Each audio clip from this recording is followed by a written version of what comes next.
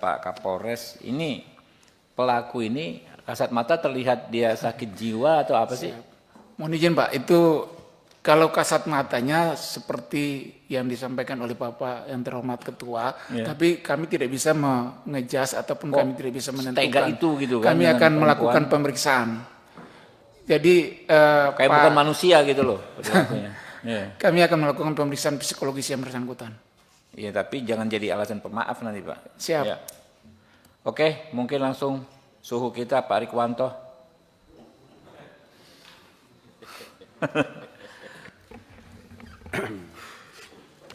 Terima kasih pimpinan. Saya ke Pak Kapolres dulu ya. Siap, Jenderal. Ya. Pak Kapolres, terima kasih sudah ditangkap. Terima kasih sudah diusut tuntas pelakunya dengan gerak cepat. Saya lihat videonya di YouTube proses penangkapannya sampai saat ini sudah ditahan ya.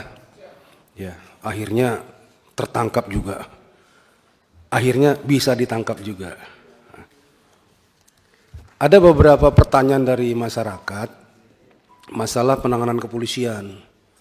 Itu sejak dilaporkan 18 Oktober ya. Ya. Dan tertangkap 16 Desember. Ya, kurang lebih 2 bulan. Padahal itu penganiayaan kalau dikategorikan luka tadi itu ya, kategori yang ringan tapi bisa juga berat. Kalau dia pingsan dirawat jadi berat itu. Nah, tapi apapun yang terjadi dari videonya terlihat bahwasanya itu berat ya, karena dilempar pakai segala macam, kena badannya bahkan yang vital, ya bisa efeknya lebih jauh lagi kalau tidak dihentikan.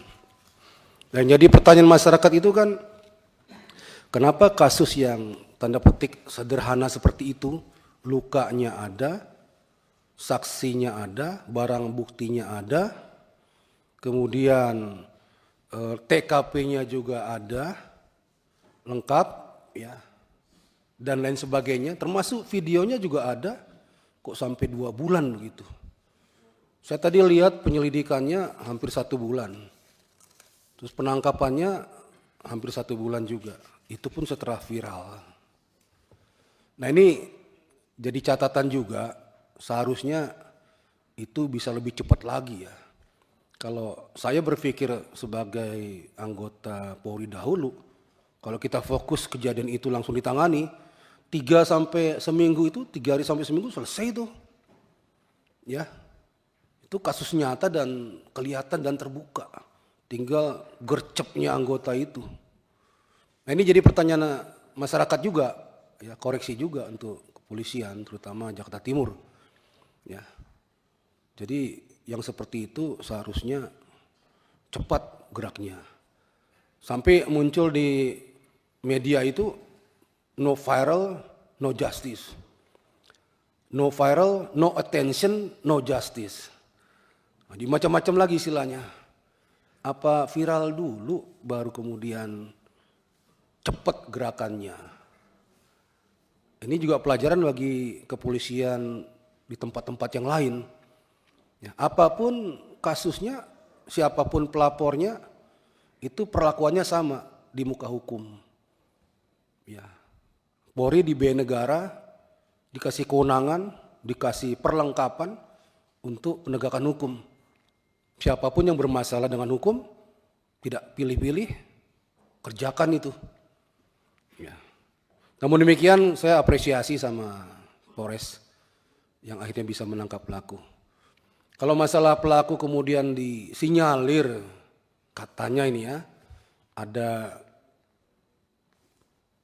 perkembangan pemikirannya agak terbelakang, itu jangan diterima mentah-mentah. Ya, harus diobservasi dulu kalau memang perlu. Di tempat yang ditentukan, baru disimpulkan oleh pihak yang punya keahlian tentang itu. Ya, kalau tidak, berlakukan dia seperti orang-orang atau pelaku atau tersangka pada umumnya. Ya, melakukan penganiayaan berat, ya hukumannya ada. Ini koreksi saja kepada Jakarta Timur dan kepada seluruhnya anggota kepolisian. Jangan pilih-pilih dalam menangani kasus, Jangan nanti-nanti, kalau prinsip saya itu makin cepat ditangani, makin cepat terungkap. Karena semuanya mesti segar. Terlalu lama makin kabur, ada distorsi. Apalagi nanti ada yang datang, itu sahabat saya, itu teman saya, tolong Pak dibantu. Nah itu lebih parah lagi nanti penyelesaiannya. Ya, kasihan korban ini. Apalagi sampai kehilangan motor ya, udah jatuh timpa tangga, ditipu pula. Ya barangkali Pak Kapolres berkenan mungkin itu motor yang hilang ya, supaya kembali lagi cari pelakunya atau bagaimana. Pak Kapolres ya, kasih tahu lagi anggotanya supaya lebih gigih lagi dalam rangka menangani kasus-kasus yang dilaporkan. Kemudian Pak Kapolda Kalteng, Pak Joko ini junior saya, sahabat saya juga. Sedikit Pak Rikwanto sebelum ke ini terkait tadi pelaku, pendalaman sedikit Pak. Jadi gini Pak Kapolres, juga jangan sampai itu nanti diarahkan menjadi alasan pemaaf, ya.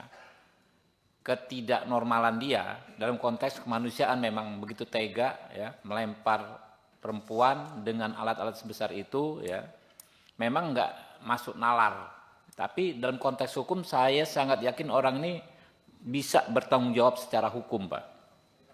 Jadi kita minta tolong ya Pak ya, diperlakukan sebagaimana tahanan yang lain. Ditahan kan ya sekarang Pak? Ya, ditahan sebagaimana tahanan yang lain. Jangan ada keistimewaan apapun kepada orang ini. Ya, itu ya Pak ya, minta tolong dipastikan. Oke lanjut Pak Irwanto. Terima kasih pimpinan. Pak Joko, Pak Kapolda. Siap. Ya, ini junior saya, sahabat juga sama saya. Ya beliau bagus dalam karirnya. Ini menjelang setahun terakhir ada masalah ini. Yang kami soroti adalah kenapa begitu mudahnya anggota Polri pegang senjata kemudian menggunakannya kepada pihak lain. Ya kalau kita lihat ceritanya tadi itu mudah saja dia putar sana, totot tor, putar lagi totot dor. Ini nggak umum, ya mafioso aja nggak begitu mungkin. Ini anggota Polri kok seperti itu? Ada apa di situ? Coba digali, gali kembali, bukan hanya kepada tersangka yang sekarang, tapi kepada anggota seluruhnya. Ya, tadi disampaikan oleh Pak Kapolda, yang bersangkutan terdeteksi ada pakai sabu, gitu ya. Tapi saya lihat ini pemeriksaannya setelah 10 hari kemudian ditemukan sabu. Kan dia ditentukan sebagai tersangka itu setelah seminggu lebih ya. Tapi diambil urinnya mungkin darahnya ada sabu ya. Nah pada waktu melakukan ada sabu nggak di situ? Ya ini kan setelah ditangkap dicek ada sabunya. Waktu melakukan ada sabunya nggak? Atau ada cerita dia rutin menggunakan sabu? Ya pemasoknya dari mana? Belinya dari mana? Bagaimana dia menggunakannya? Dan yang saya lihat di sini yang bersangkutan itu tugas luar ya. Pengamanan objek vital, pengamanan bank. Jadi jarang sekali ketemu kesatuannya. Kalau tugas baru dikasih senjata, selesai tugas diambil kembali. Kemarin ada yang melanggar SOP ya. Sudah lepas tugas masih pegang senjata. Dan dia mainkan senjata itu untuk melakukan perampasan mobil. Nah, anggota-anggota yang di luar tugas pokoknya ini, tugas tambahan pengamanan objek vital itu kadang-kala jarang sekali dapat sentuhan arahan dari pimpinannya. Bahkan kadang-kadang kelewatan, loose. Jarang sekali harus bagaimana tugas yang baik, SOP-nya bagaimana dan seterusnya. Ini yang suka kejadian di mana-mana, akhirnya merusak nama Polri itu sendiri.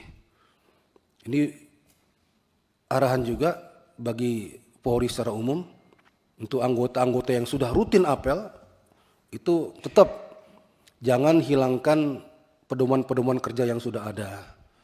Ya, anggota kita itu, anggota Polri itu perlu sentuhan, touching.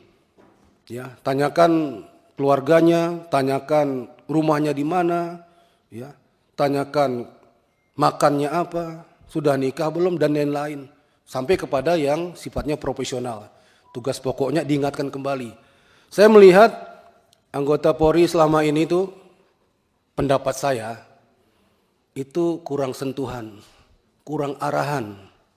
Mohon maaf kalau meminjam istilah dialeknya orang Bali, dianggap otomatis gitu loh. Ya, dianggap everything is okay. Semua berjalan apa adanya. Mereka sudah ngerti. Padahal tidak demikian. Perlu diingatkan terus. Tiap apel diingatkan bagaimana megang senjata api, bagaimana menggunakannya, bagaimana patroli dan sebagainya.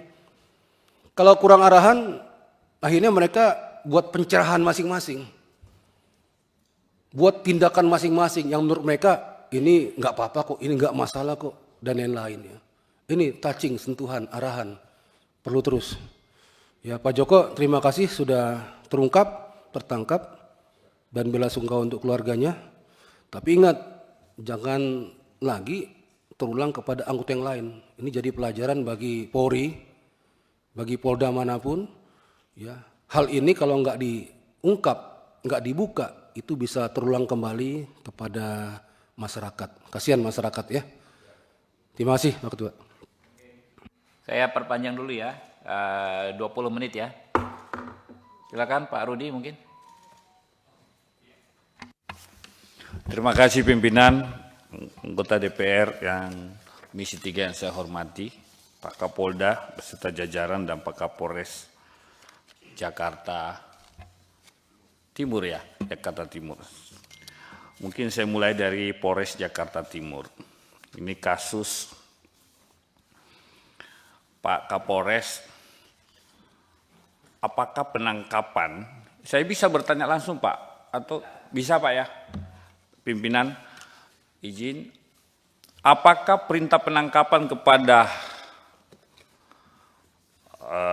tersangka siapa namanya Sugama Halib ya, Jos itu nanti setelah viral di media, ataukah memang sebelumnya sudah ada perintah tangkap misalkan, begitu naik gelar sidik tersangka langsung ada upaya tangkap lalu tahan? Silakan Pak jawab Pak. Ya, terima kasih Pak yang terhormat Pak Roni. Kami sampaikan bahwa setelah naik Rudi namanya, Rudi Lalo, Pak Rudi. Rudal. Siap.